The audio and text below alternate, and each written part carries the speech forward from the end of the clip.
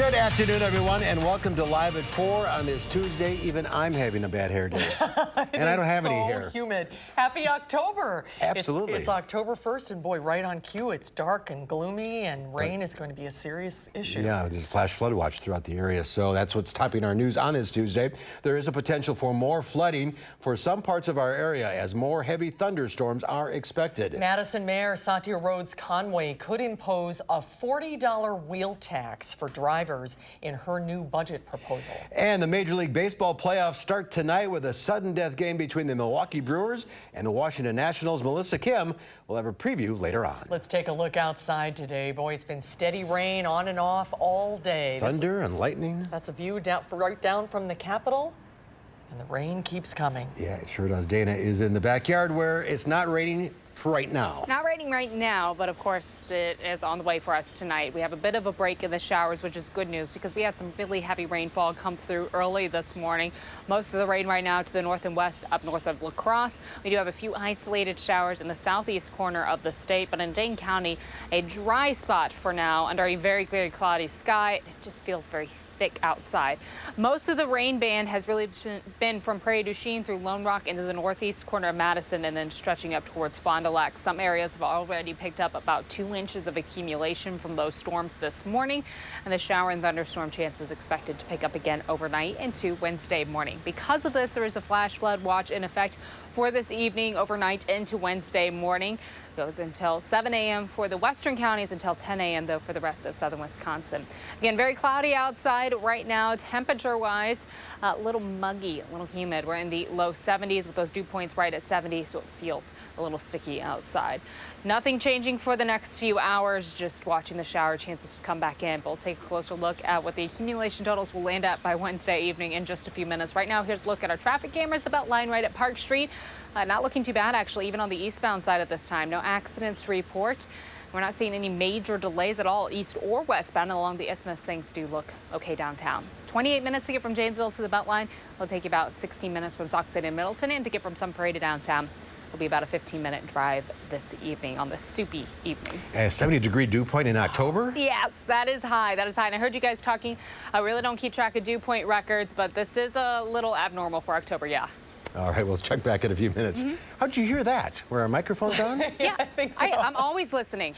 We're just discussing the records of the dew points.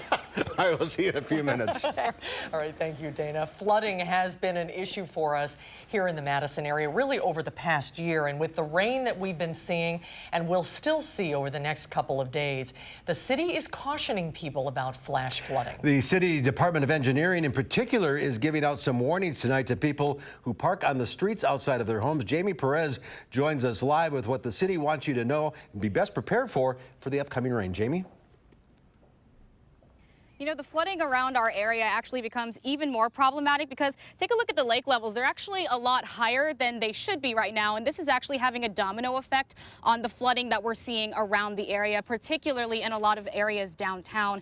The city said that a lot of streets downtown right now have barricades up around the high flood risk areas. The rain so far today has come and gone. Sometimes there is some really heavy rain. Other times it's just a few sprinkles. The city is urging people to not ignore the barricades that they have put up just because there may not be water flooding the streets at that moment that you pass by. The heavy rain that comes in later could change that.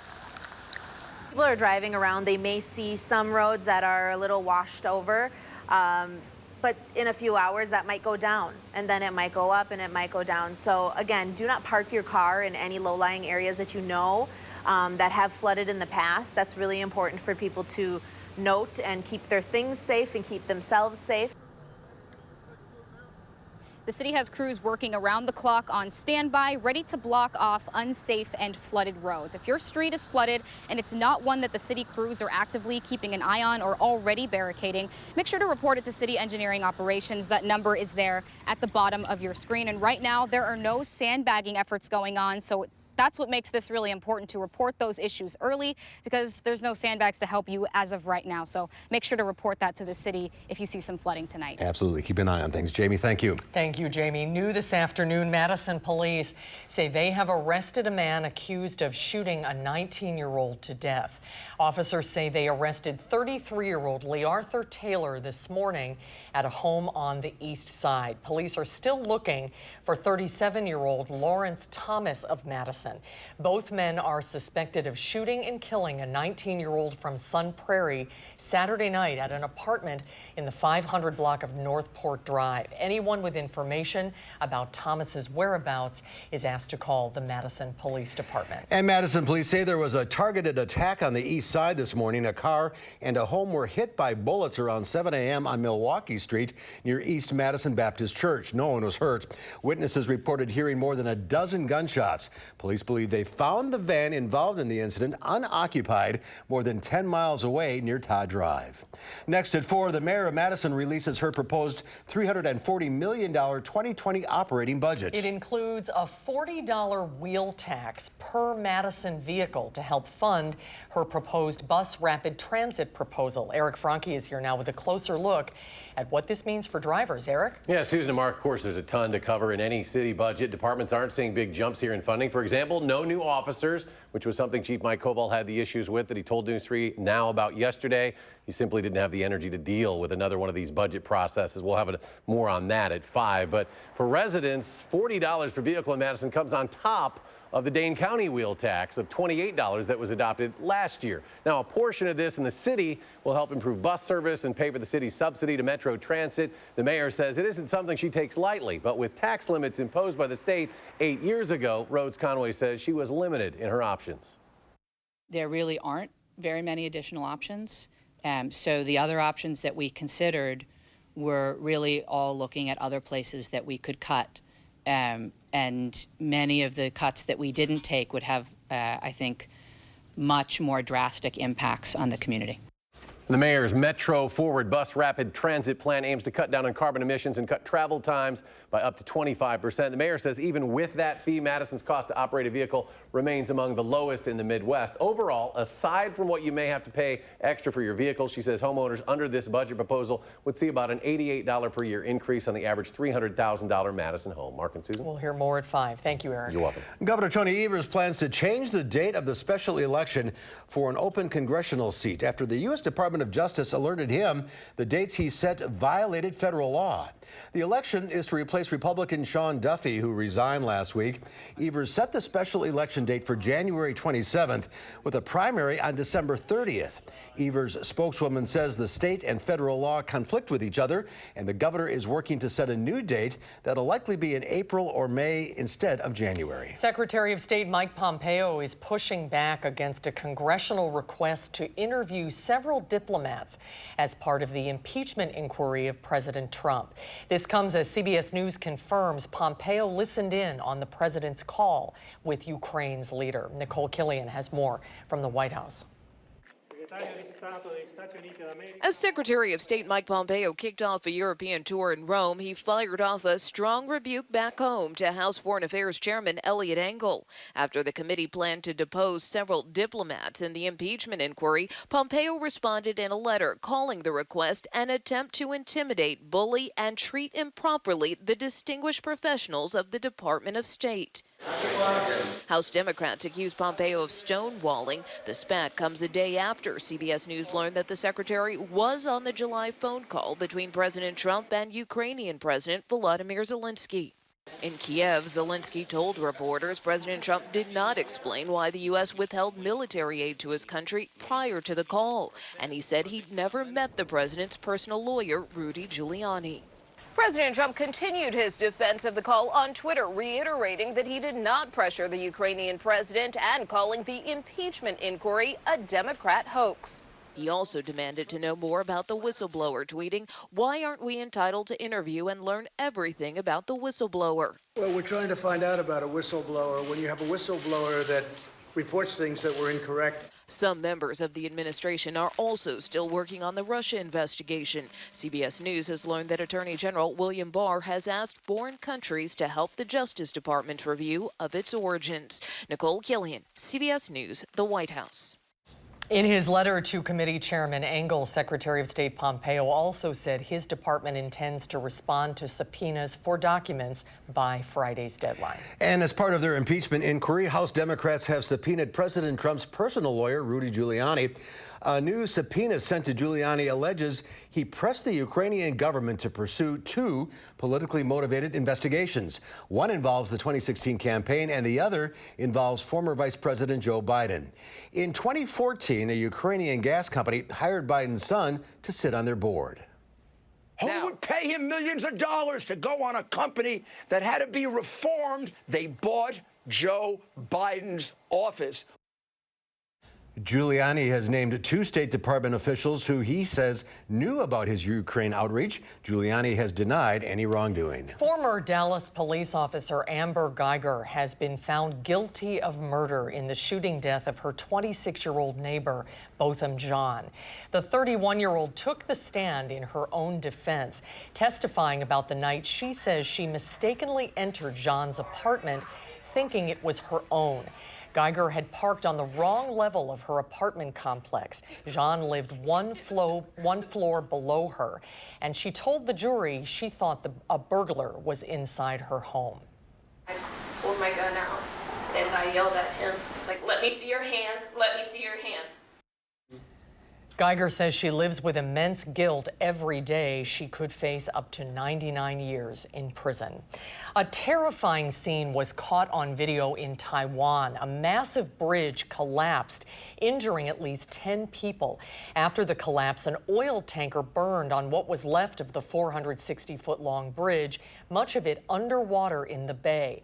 5 people are believed to have been on the bridge when it collapsed. 3 fishing boats were crushed and crew members were trapped. It happened in a coastal fishing village hours after a typhoon swept by the island. Wow. Well, police in Hong Kong are investigating after a protester was shot by an officer during violent demonstrations coinciding with China's anniversary celebrations. Video posted online appears to show a police officer shooting a demonstrator at close range. According to reports, the man is in critical condition. Hours earlier, China's military might was on full display in Beijing as the country celebrated 70 years of communist rule. It's do or die for the Milwaukee Brewers tonight. The Brewers are gearing up to play for a spot in the National League Division Playoff Series. The Crew will play the Washington Nationals in the wild card game. Starting pitcher Brandon Woodruff will lead the team against Max Scherzer and the Nats in D.C. First pitch is just after 7 tonight on TBS. And as we said at the top of the show, a little later this hour, Melissa Kim will join us. We'll talk about what to expect tonight. U.S. Agriculture Secretary Sonny Perdue paid a visit to the World Dairy Expo at the Alliant Energy Center, answering questions from concerned farmers and dairy officials. Many in the audience touched on issues like dropping prices and surviving in an industry that is competing with so-called non-dairy milks. When asked if Wisconsin dairy farms will survive, he said yes, but that farms may have to get bigger to do so, pointing out to the fact that while there are less farms in Wisconsin, there aren't less cows. Perdue called the 2018 Farm Bill signed in December a positive for the industry. He said it provides more protections than previous bills, including improvements to risk management and an increase in dairy prices. We need to look forward, not backward. There's no doubt there's been economic stress in the dairy industry, but we believe the better days are ahead. When asked about trade issues, Perdue called the Chinese cheaters, saying that they, quote, toyed us into being more dependent on their markets than them on us. Well, there's more at 4. When we come back, electric cars are becoming more affordable as more models hit the market. Should your next car be an electric car? Consumer Reports looks at the pros and cons. That's when Live at 4 continues. You're watching News 3 Now, live at 4.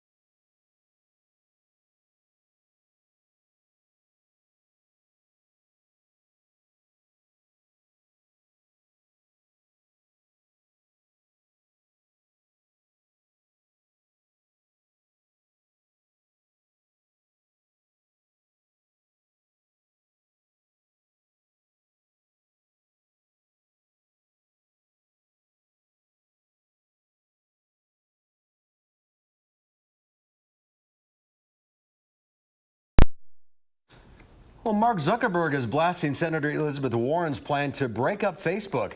The Facebook CEO spoke about concerns regarding the 2020 Democratic presidential candidate at 2 July employee meetings. Those gatherings were recorded and leaked to The Verge. Zuckerberg says her plan would, quote, suck for Facebook if she won the presidency. The meetings came the same month Facebook paid a $5 billion penalty to the Federal Trade Commissions after concerns over user privacy. Warren responded to his comment in a tweet today that says, in part, quote, what would really suck is if we don't fix the corrupt system that lets giant companies like Facebook engage in illegal, anti-competitive practices. The Federal Aviation Administration will test to see if shrinking seat sizes are safe as the average American gets larger and older. The agency will run 12 days of live testing in November with 720 volunteers. They'll simulate emergency evacuations to see if different amounts of legroom impact evacuation time. By federal mandate, an evacuation should take no longer than 90 seconds. The FAA will use the test results to come up with seat space standards. So it's not a comfort issue, it's a safety issue. A safety issue, right. Well, an eco-friendly way to travel is catching on around the world. People are trading in their trash for train tickets. For commuters in Rome, plastic is the popular way to pay. Travelers are earning their train tickets one bottle at a time. At a nickel each, 30 bottles pays for a standard fare. Each morning, people line up with a full bag in hand. The plastic payback idea started at subway stations in Beijing about 7 years ago. Istanbul and Indonesia also run similar programs. Stocks had their worst day in 6 weeks as the weakest manufacturing report since 2009 spooks Wall Street. The Dow Industrials dropped 343 points, ending the day at 26,573. The NASDAQ Composite Index fell 90, and the S&P 500 lost 36 points.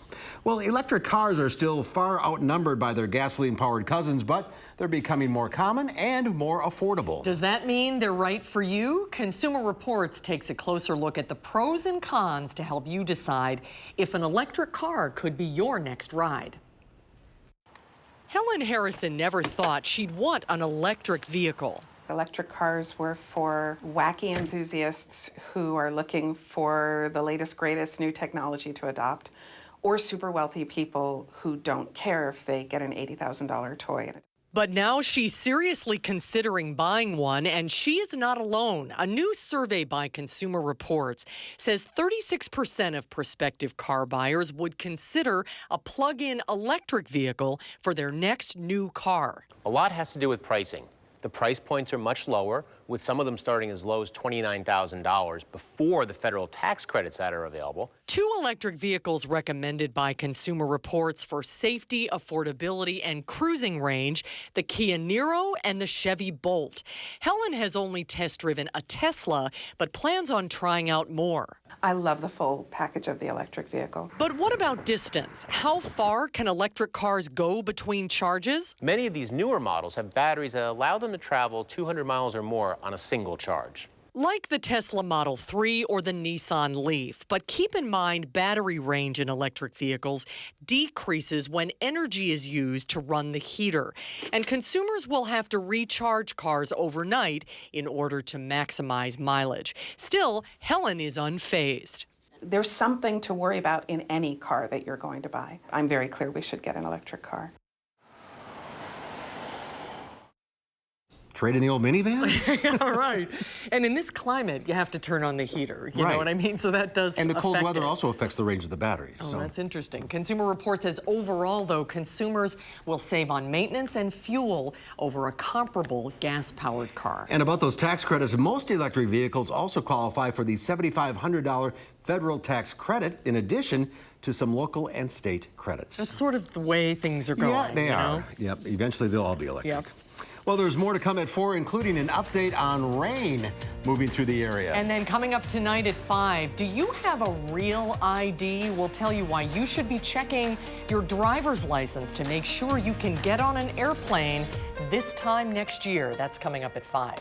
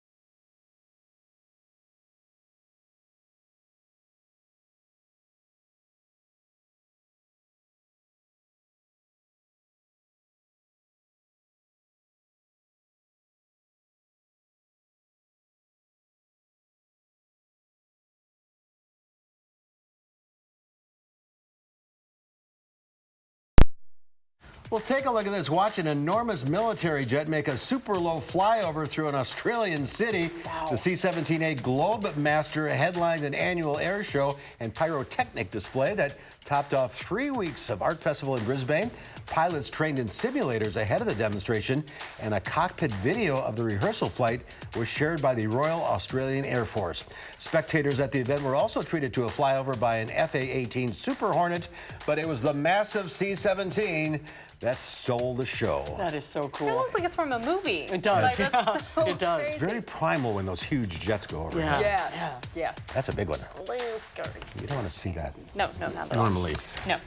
All right. So here comes the rain, more rain. Right, more rain. Right now we have a little bit of a break, actually. I was just talking to someone who's out on a jog, and they came back inside and said, what is up with this humidity? That's what we get for the break in the showers. We have the mugginess in. Right now it's mostly cloudy.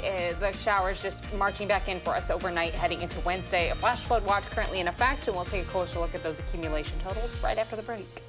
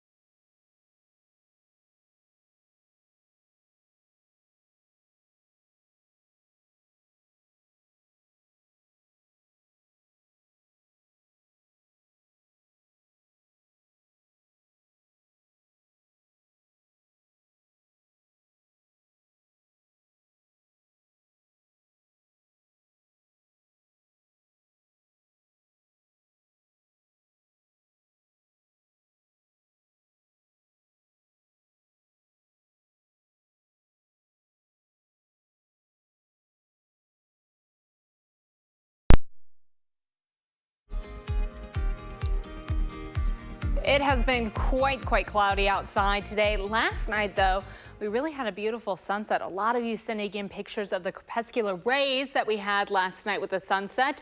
That's when we get to see those bright rays. It almost looks like a kid's drawing of a sunset or sunrise. When the sun's setting or rising, and then get some shadows from either topography or the clouds, we get those rays. So, of course, that's the effect we had last night with our sunset. Don't expect that tonight just because we have such a cloudy sky. We won't really see much of our sunset this evening. It's currently about 74 in Madison with those 2 points near 70. So it's very humid outside with a little bit of a breeze from the southeast. And thankfully, most of the area getting a break from the rain right right now. Our Doppler track has the showers closer to Camp Douglas and La Crosse. A few isolated showers in Grant County, but Dane County on east and a little dry spot for this part of the evening. The showers off to the northwest, though, will continue to come in our direction. That just means that as we get through the rest of the evening, the rain picks back up and stays overnight. Our cold front is slowly crossing over southern Wisconsin, almost stalling at this point. By tomorrow morning, we are looking at heavier showers to start off your Wednesday, and then another round of rain, some leftover rain coming back through, heading into Thursday morning before we steadily clear up late Thursday and into Friday. But these showers just bringing heavier rain at times, as well as the chance for some isolated hail. We've gotten a few reports of small hail for the western counties. Shower chances pick back up again before midnight for early tomorrow morning. Don't be surprised if you hear a few rumbles of thunder. We'll have those thunderstorm chances picking up yet again. Late morning and early afternoon, though, mostly cloudy sky. We get another break in the rain before that final round passes in later in the evening and overnight. Yet again, the chance for some isolated thunderstorms late Wednesday into Thursday morning. Our Thursday commute early in the day might have a few showers. Otherwise, a mostly cloudy sky expected with some clearing possible later in the day, though not expecting to get much sunshine in the forecast for Thursday. Still a slight risk for severe weather today along the state line. The concern, of course, was some of those thunderstorms that will start to pop up yet again later this evening. They could bring some very, very heavy rainfall at times, and not ruling out the chance, of course, for that isolated hail. So this is heading into tonight and early Wednesday morning. We'll see those heavier showers overnight, and then for most of the day tomorrow, we get a little dry spell with that cloudy sky. Shower chances pick back up again Wednesday night into Thursday morning, and then by Thursday afternoon, we start to see that drying air move in and a little bit of a clearing sky expected. By the end of Thursday, our rainfall totals anywhere from 2 to 3 inches likely for that band stretching from Prairie du Chien up through Fond du Lac. North and south, those totals decrease just a little bit, but this is on top of what we've already seen, and that band has already picked up some areas over 2 inches of rain. So by the end of this, we could be starting off October with enough rainfall to hit our max month capacity.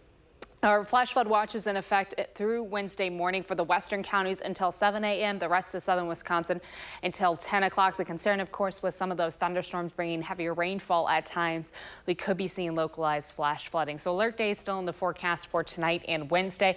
That heavy rainfall could lead to more flooding, especially in our rivers right now. A lot of them are already quite full. Overnight temperatures falling to the mid-50s, so a little cooler outside. Some patchy fog possible for early in the morning, just because those temperatures will fall very close to our dew points. Tomorrow it will be cooler, a little breezy also with our wind speeds anywhere from 10 to 20 miles per hour. Again, those shower chances mainly early in the morning, and then yet again late at night heading into Thursday morning. That alert day on Wednesday is due to the concern for some strong wind gusts with the thunderstorms and isolated flooding. Shower chances for early on Thursday, and then in the evening we might see some clearing, though don't plan on much sunshine until Friday. Friday, a very fall-like day in the mid-50s with a mostly sunny sky, and then another chance for showers coming in for the first half of the weekend before we get a little dry stretch heading into next week. That's a quick look at your forecast. Yeah, I'm ready for fall, that's for sure. Dana, thank you. We mentioned earlier in this newscast that it's a big day for the Milwaukee Brewers. The Brewers are playing in a one-game playoff tonight against the Washington Nationals. Oh, it's very stressful. And here to let us know what we can expect is News 3's Melissa Kim. Hi there. Hello. This is the ultimate definition of do or die, you guys. Seriously. They have to win to advance, right? Right. And if they lose tonight, then their season is over. And the thing is that they've battled some injuries, throughout this season, especially most recently over the weekend. Ryan Braun was out in the series against the Rockies. Lorenzo Cain, we lost him on Saturday night in the ninth inning. He sprained his ankle sliding into home base trying to score. But the good news is that Ryan Braun is back, so he's in the lineup. And last-minute decision, Lorenzo Cain had said yesterday that it would take a lot for him to not play in this game, and he is indeed. They just released the starting lineup about, 15 minutes ago. He's in the starting lineup, so that's good news, because not only is his bat really good, defensively, he's the one that makes those amazing catches to prevent home runs from happening. So that is the good news. And it's an interesting starting lineup. When you think about, back on opening day, what the starting lineup would be in the postseason, you have Trent Grisham, who is leading off, and then you have Keston Hiura, who is batting cleanup. And these guys are, in their 20s, late young 20s, and they're guys that they acquired in the middle of the season when they needed the extra help. So you really see that these other guys, because we don't have Christian Yelich, that these other guys are stepping up, young guys are stepping up for that postseason what's hopefully going to be a continued postseason. So what's the biggest thing we should watch for tonight? I think the pitching is going to be really interesting tonight because you have Max Scherzer. He's an all-star. I mean, he's a name that if you name the top 5 pitchers in Major League Baseball right now, his name is always up there. Yeah, so that is going to be the tough part. He has a really mean fastball, really mean slider. We are going to have to watch out for him. The bats are going to have to just aggressively go after those pitches, I think. On the other hand, Brandon Woodruff, the all-star for the Brewers, he's going to be starting on the mound tonight for them. It'll be interesting to see how Craig Counsell handles the pitching. You see in the postseason last year, he kind of let everyone pitch for like 3 1/3 and then move on to the next guy. 3 1/3, move on to the next guy. But it'll be interesting to see how he's going to attack that this year. The bad thing, though, for the Nationals, the good thing for the Nationals, right after Max Scherzer, their guy in the bullpen is Steven Strasburg. So another name that you recognize as one of probably the top 10 pitchers in Major League Baseball right now. So that is going to be the toughest part for the Brewers tonight, I think. But all that being said, a month ago, if you'd have said they'd been playing in this game, you'd say, who are you kidding? That's true. Exactly. You think on September 5th, that's when they lost to the Cubs 10-5. At that point, they had a 3.1% chance of even making it to the postseason. Right. So you think about how well they played in September. They won 20 out of their 29 games. I know this past weekend didn't really seem like, a high point for them. They got swept by the Rockies. But the rest of the month, they were playing lights out baseball. And yesterday, Brandon Woodruff, he just said the secret to it was they were being loose, having fun. So I think that's going to be the key tonight is making sure the guys aren't, too tense, too worried about it, but just making sure they're playing fun, loose baseball. So if or when they win tonight, then what happens next? They will play the Dodgers next. So if you remember to last year's NLCS, they played the Dodgers last year. That one went to 7 games. So it will be very, very fun baseball to watch. Let's keep your fingers crossed. Yes. We gotta have to get past tonight first. Playoffs 2 years in a row. That's pretty good. Yeah, it is fantastic. Tonight at 7, right? Yes. We won't correct. get a thing done tonight. Nope. TBS, right? Exactly. TBS at 7. Just say 7. 7:08. Technically 7. Something. All right. Yep. Melissa, thank you. Melissa, thank you so much. Well, there's more to come at 4. A high school in Tennessee no longer has a homecoming king or queen, only homecoming royalty. We'll find out how one brave student changed a lot of minds in his school, his community, and the entire country. That's when Live at 4 continues.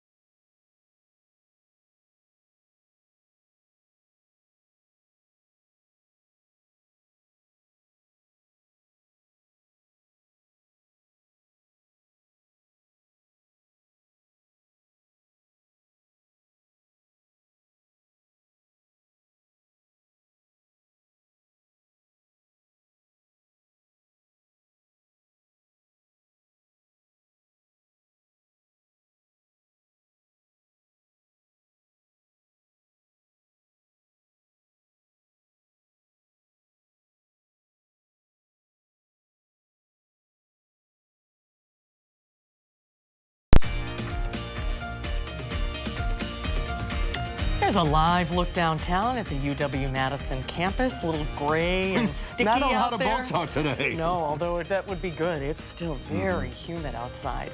A Tennessee high school senior is giving the title Homecoming Queen a whole new meaning. Brandon Allen, who is gay, accepted the school's gender-neutral title of Homecoming Royalty while rocking a tiara and a gold sequin gown. Jerika Duncan has more on how his classmates called for inclusion.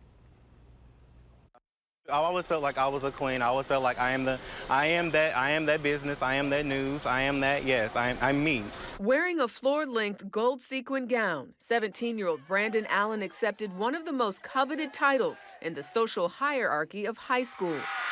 Homecoming Queen, or as White Station High School now calls it, Homecoming Royalty, a new gender-neutral title voted on by Brandon's fellow classmates. I truly believe that I'm a queen, so I wanted to wear a dress. A photo posted by the school on social media shows the shocked winner in his glittery gown. It quickly went viral, drawing thousands of shares and comments with both support and resistance. Responding to the criticism, the school's principal says she is exceedingly proud and that the school loves and supports everyone, regardless of who they are or what they believe. Some parents be asking their kids, like, oh, are you gay? Like, what are you becoming a female? But, like, I know I wanted to do me. We're on a move, and, like, if you don't want to move with us, then you can stay behind. Brandon says he has been bullied for being gay, but he wants to inspire others to be confident in their own skin. Don't change yourself for nobody else but you. Don't try to hide yourself, all because some people might not accept you. Because trust and believe me, there are going to be people who don't accept you, and you got to be like, oh, I don't care. I'm going to do me. I'm going to be myself truly and unapologetically. The school superintendent told CBS News the district prohibits discrimination and that Homecoming Queen and King is a tradition based 100% on student votes. Brandon says he is honored to be a figure who people are standing up for and is thankful for the support. Jerika Duncan, CBS News, New York. Keep an eye on that young man. He is going to go places. Yep. Good for him. Well, when we come back, honoring local businesses who make a difference. We'll tell you about Dane by Locals Biz Awards. That's when Live at 4 continues.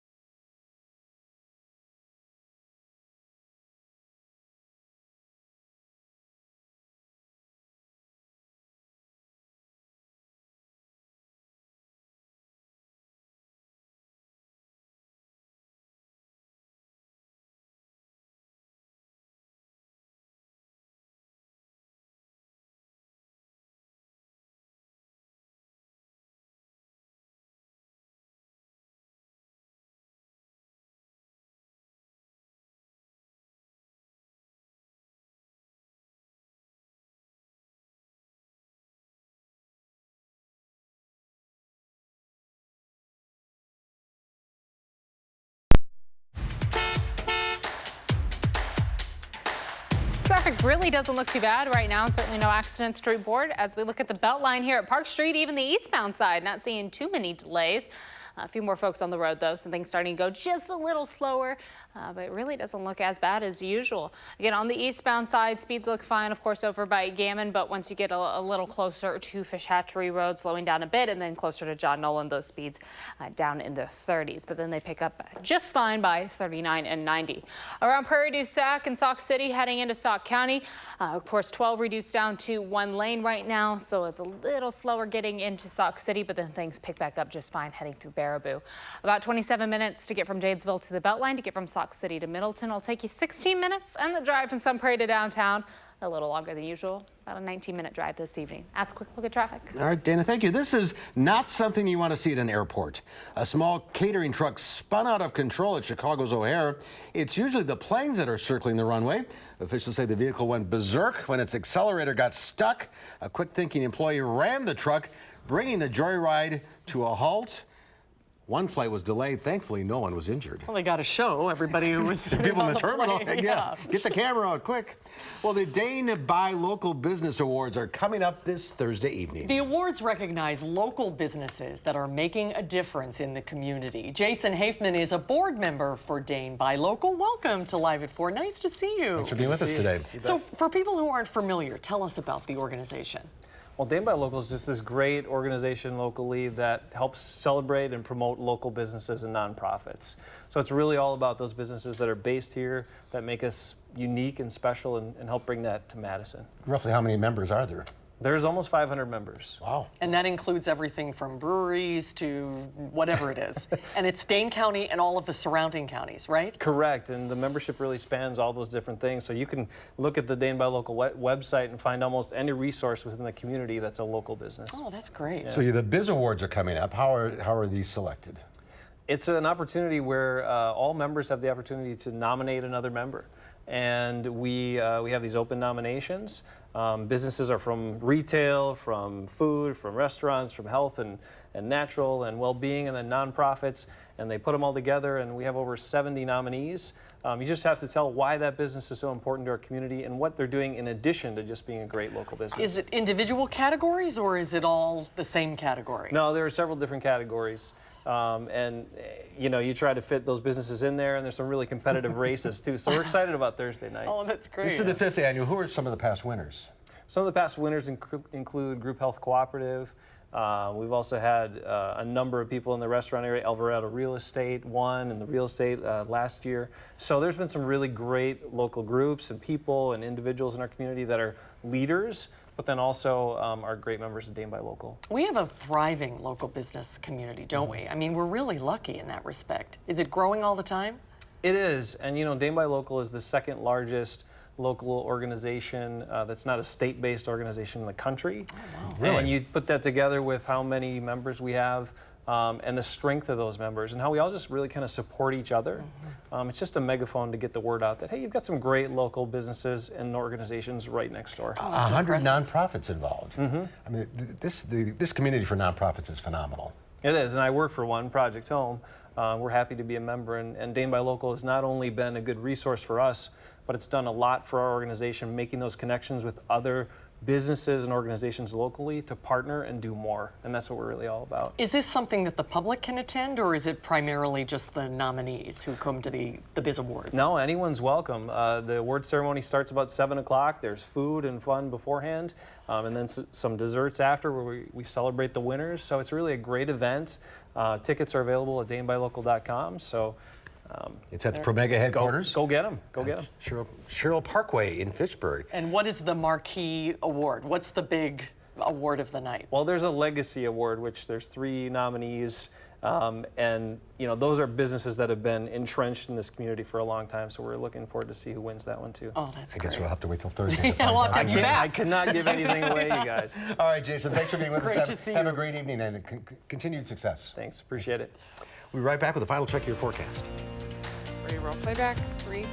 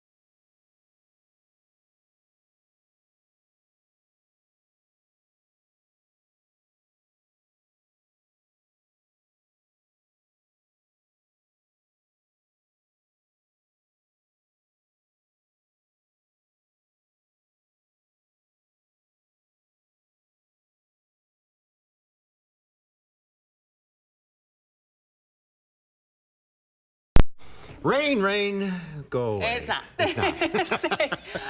Unfortunately, we're sticking with the showers right now. We do have a little bit of a break, but as you can see, the rain starting to creep back in, especially to the northwest around La Crosse, Camp Douglas, and the Dells.